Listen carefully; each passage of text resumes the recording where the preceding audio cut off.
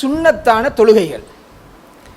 சுன்னத்தான தொழுகைகள் மூலமாக நமக்கு கிடைக்கின்ற சிறப்புகளை அல்லாஹ்வுடைய தூதர் சொல்லுகின்ற போது, மன் ஸல்லா ஃபீ யௌமின் சின்தை அஷ்ரத, ஒரு மனிதன் ஒரு நாள் 12 ரக்காத்துக்கள் சஜதத்தன் தத்தவுஅன், 12 சுன்னத்தான தொழுகைகளை தொழுத ரக்காத்துக்களை தொழுதால், புனியலகு பைத்துன் ஃபில் ஜன்னா, அவருக்கு அல்லாஹ்வின் சுவர்க்கத்தில் வீடு கட்டப்படுகின்றது.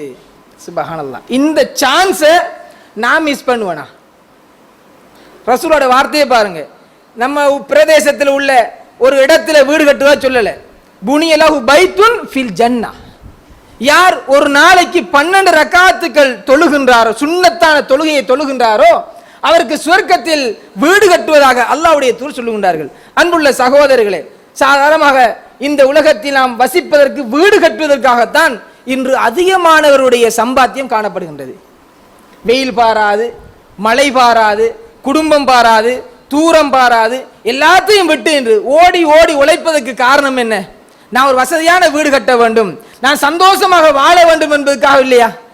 அல்லாஹ்வுடைய தூதர் சொல்ற வார்த்தையை பாருங்க, உங்களுக்கு சொர்க்கத்தில் ஒரு வீடு கட்டப்படுது, நீங்க ஒரு நாளைக்கு 12 ரக்காத்து உபரியான தொழுகைகளை தொழுங்கள். இந்த சுன்னத்தான தொழுகைகள் உங்களுக்கு அந்த நன்மையை தரும்.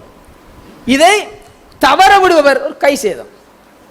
இரண்டாவது அல்லாஹ்வுடைய சொல்லுகிறார்கள், ரக்அத்தல் ஃபஜ்ரி கைரும் மினத் துன்யா வமா ஃபீஹா, சுபஹுடைய முன் ரக்காத்துகளை சொல்லுகின்ற போது நபி அவர் சொன்ன வார்த்தையை பாருங்கள்.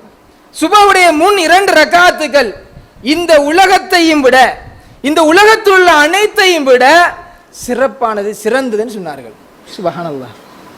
நபி அவர்கள் ஒரு முன் சுன்னத்தை பின்னுக்கு தொழுத ஒரு தொழுகை இருந்தால் சுபஹுடைய முன் சுன்னத்தான். நபியர்கள் பயணம் சென்றால் மற்ற சுன்னத்துகளை விட இந்த சுபஹுடைய முன் சுன்னத்தை பின்னால் தொழுத சந்தர்ப்பங்களை நாம் பார்க்கின்றோம். காரணம், அந்த அளவுக்கு அந்த சுன்னத்துடைய சிறப்பை அல்லாஹ்வுடைய தூதர் அறிந்திருந்தார்கள். இங்கே இருக்கக்கூடியவர்களில் எத்தனை பேர் அதிகமானவர் தொழுதிருப்போம்? வாழ்க்கையில் ஒரு தடவையாவது இந்த சுபஹுடைய முன் சுன்னத்து 2 ரக்காத்துகளை நான் தொழுதிருக்கிறேனா என்று மனதில் கை வைத்து கேட்டு பார்க்கலாம். அதிகமானவர் தொழுதிருப்போம். இப்படி தொழாதவர்கள் கை செய்தப்பட்டவர்கள், இந்த சிறப்பை விட்டவர்கள். நம்ம சும்மா யோசிப்போமே, ஒரு நாளைக்கு 1 லட்சம் வருமானம் வருகின்றவர், ஒரு நாளைக்கு 1 லட்சம் வருமானம் தருகின்றவர் 2 நாள் அவருக்கு உழைப்பில்லாமல் இருந்தால் நிம்மதி அரிப்பாரா? ஒரு சிலர் பெரும்பான்மையான நாட்கள் உள்ள நிம்மதி அரிக்க மாட்டா. மிஸ் ஆயிட்டு 1 லட்சம் மிஸ் ஆயிட்டு, 1 கோடி மிஸ் ஆயிட்டு, 10 கோடி உழைத்தாலும் அந்த 10 கோடியை நினைச்சு நம்ம கவலைப்படுவோம். ஏன்?